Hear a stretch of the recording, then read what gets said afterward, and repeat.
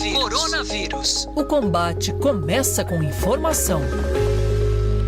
A gente até segue aqui sem ir para o intervalo comercial, porque o secretário estadual de saúde abriu uma brecha na agenda para atualizar a situação aqui no estado do Rio de Janeiro. Edmar Santos conosco. Obrigada, secretário, mais uma vez por atualizar aqui o ouvinte da Band News.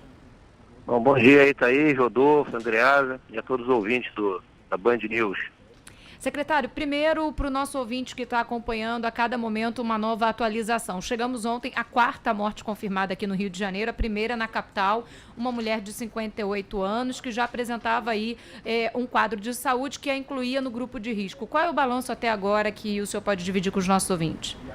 Pois é, os números atuais ainda são 233 casos positivos, infelizmente 4 óbitos, e estamos ainda investigando outros 10 óbitos suspeitos, para saber se foram ou não relacionados ao coronavírus, né? Uhum. A tendência é que a gente, infelizmente, ainda suba os casos nas próximas semanas e possivelmente com novos óbitos a serem enfrentados. E, como eu falei, após as medidas totalmente, pelo menos 2 semanas para a gente ver desacelerar essa curva de crescimento. Então, peço à população que não desacredite, pelo contrário, fique cada vez mais restrito à sua casa, para que a gente possa reduzir o número total de casos. Edmar, eu queria aproveitar você na linha com a gente, você falou aí dessas 2 semanas, né, com as medidas restritivas. A gente já chegou a um limite, né, inclusive com essa limitação, os bloqueios da Polícia Militar, do Detro, para impedir o trânsito de pessoas que não precisam essencialmente circular pela cidade, que não faz aí parte desse grupo que faz uma ação e perdemos o contato com ele, vamos tentar retomar. A gente estava falando justamente sobre esse grupo de profissionais que atuam nas áreas essenciais, prestação de serviço, por exemplo, o grupo da imprensa, policiais civis e militares, rodoviários federais, tem ainda o grupo de profissionais de saúde que precisam circular pela cidade, assim como os cuidadores. Nesse caso, com essas medidas restritivas que em vigor, a gente já conta a partir daí, você já consegue acreditar que a partir daí, se todo mundo seguir essas determinações, a gente já consegue ter uma manutenção dessa curva e eventualmente num período de 1 mês, 2 semanas, como você disse, uma queda nesse número? Pois é, a gente está tendo assim como notícias mais esperançosas. Primeiro, a adesão da população em geral. A gente está vendo que mesmo nas comunidades, em outros locais que antes ainda tinha muito movimento, as pessoas estão restringindo esse movimento. Acho que a prefeitura agora também, suspendendo o comércio na capital, que é onde a maioria dos casos estão acontecendo, vai ajudar nessas medidas restritivas. Então a gente está assim, acreditando que dentro de 2 semanas, 3 semanas, a gente possa ver a desaceleração dessa curva e limitar o número máximo de casos, que vai ser muito importante. Mas isso não... Um pouquinho as praias, né, Rodolfo? As praias as pessoas ainda estão insistindo aqui na capital em ir à praia. Essa questão de poder ou não se exercitar ao ar livre, na hora que todo mundo vai se exercitar em rua, no aterro, acaba gerando aglomeração, acaba gerando fluxo de movimentação. Eu peço a todo mundo que insistam, fiquem em casa, se exercitem à Esse momento não é de sair, todo mundo poder estar na frente. E o importante agora é salvar vidas. Andreasa. Secretário, bom dia. Deixa eu lhe fazer uma pergunta. O senhor falou sobre comunidade, né? sobre favela. Aqui, não exclusivamente aqui na Band News, mas nós sempre nos preocupamos muito com o momento em que a Covid-19 chegaria a esses lugares, sobretudo em função do déficit sanitário que há, de modo geral, nas favelas. Porque a Covid-19, como vem de fora, dependendo muito de voos, das viagens de pessoas, ela tinha uma natureza inicial de chegada aqui elitista, por natureza, mas em algum momento ela tomaria corpo na sociedade, começaria a haver o contágio comunitário e chegaria às nossas favelas. Qual é, nesse momento, o monitoramento que a Secretaria Estadual de Saúde faz sobre a chegada da Covid-19 às comunidades e qual é a sua estimativa de impacto? Porque daqui, como leigo, é algo que me alarma imensamente, porque não há, por natureza, na própria ideia de construção, né, de uma favela,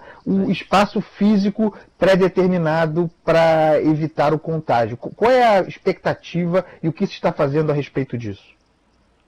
Esse é um passivo nosso social que dificulta muito o combate, né? Realmente essa situação, lembrando também nem todas as comunidades são iguais, tem diferença dentro da própria comunidade, mas nos locais onde a gente tem essa realidade mais intensa, a gente vai ter uma dificuldade realmente prática de que o vírus não se alastra. A gente tem feito campanhas informativas, inclusive acabei de me reunir agora com mais de 30 lideranças das diversas comunidades do Rio de Janeiro, que estão muito integradas com a gente nessa conversa.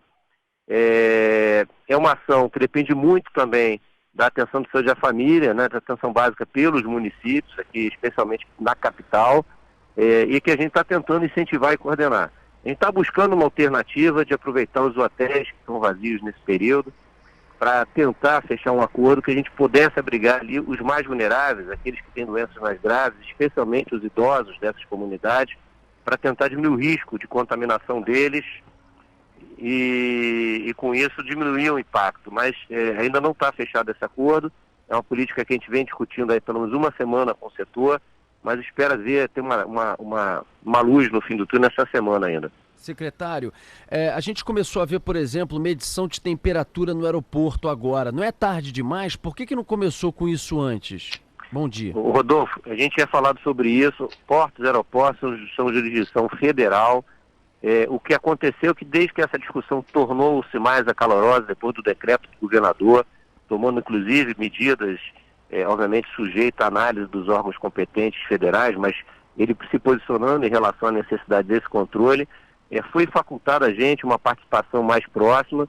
Então, o que a gente viu de mudança nos últimos dias foi a equipe da Secretaria de Estado de Saúde do Rio de Janeiro, da sua Subsecretaria de Vigilância, fazendo aquela ação educativa e de triagem nos aeroportos. Estamos desde 5 horas da manhã até o último avião que chega, medindo as pessoas, orientando como proceder em termos de quarentena, os casos suspeitos e os casos que não são suspeitos. E fomos, inclusive, muito elogiados. Obviamente que a população está muito feliz com isso. E se a gente não fez antes é porque não era nossa jurisprudência fazer isso.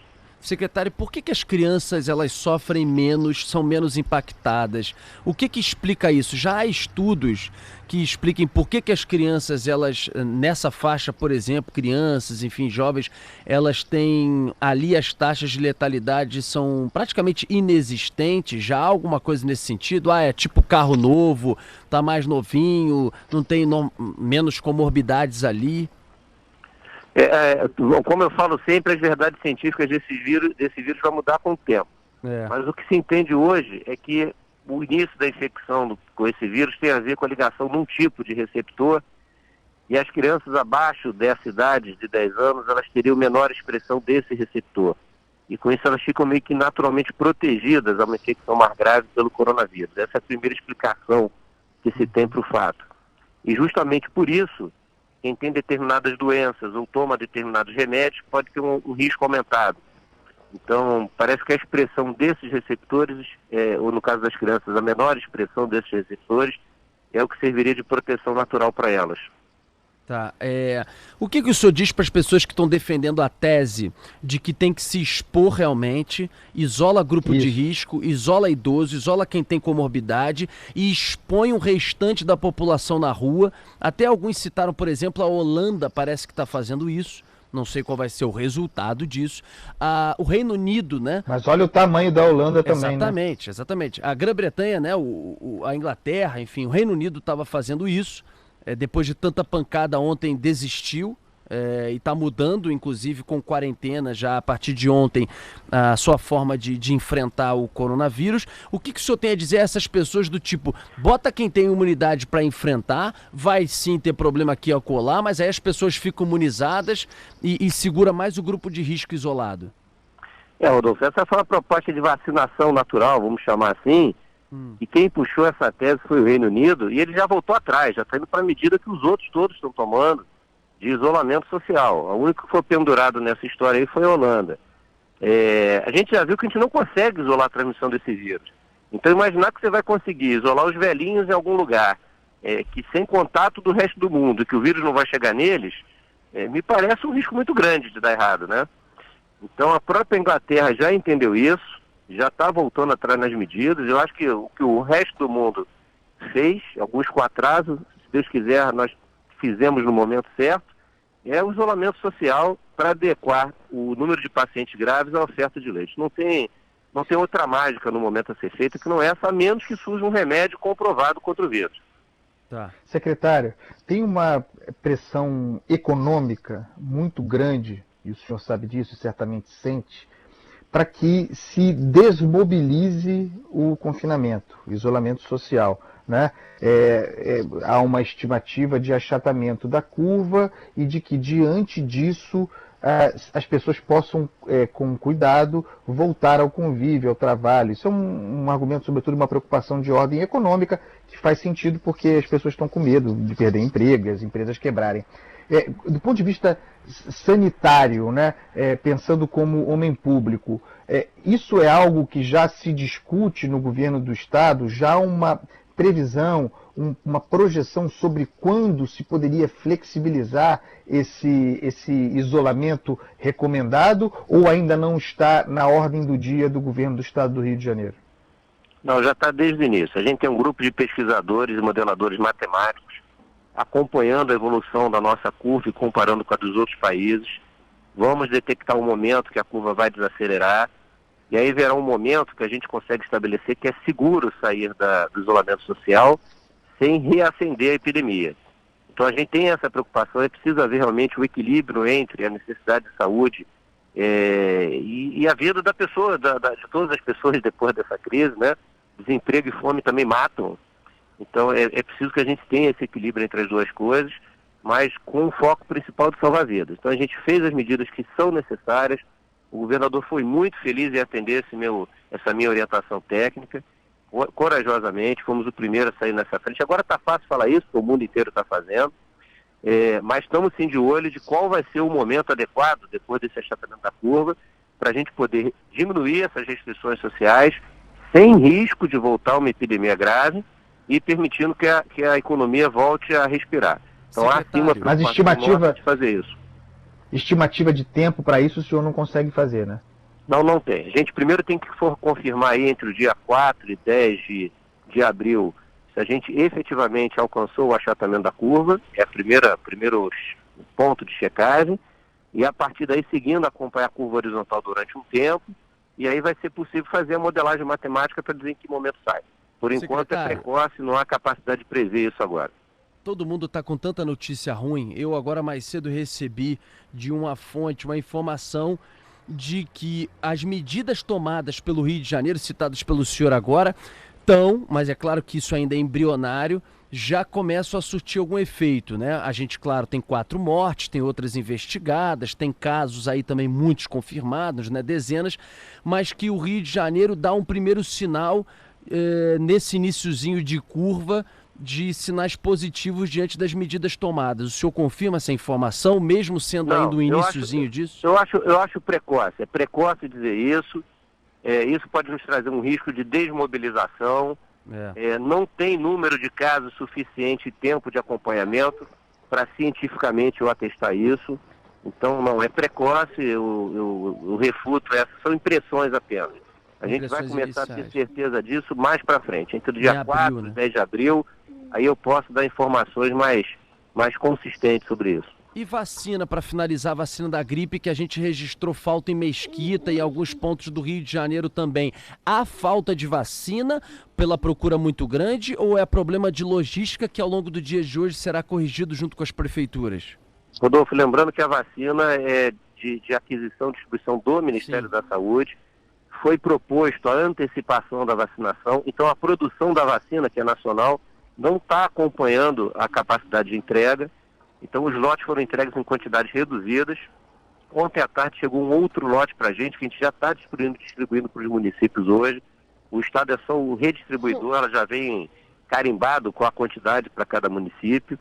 Então chegou ontem no final da tarde, a gente já está distribuindo hoje o que chegou, mas provavelmente haverá essa falta de vacina em relação à quantidade de pessoas que têm que se vacinar durante um tempo.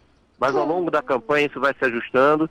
Quero ressaltar a importância que todos se vacinem, mas evitando aglomeração nas filas. Vamos manter distância um dos outros na fila para vacinação. Tá certo. Queria agradecer a Edmar Santos, secretário estadual de saúde, que como sempre traz informações com transparência aqui na Band News FM. Obrigado, secretário. Bom dia. Obrigado Rodolfo, a todos, um bom dia.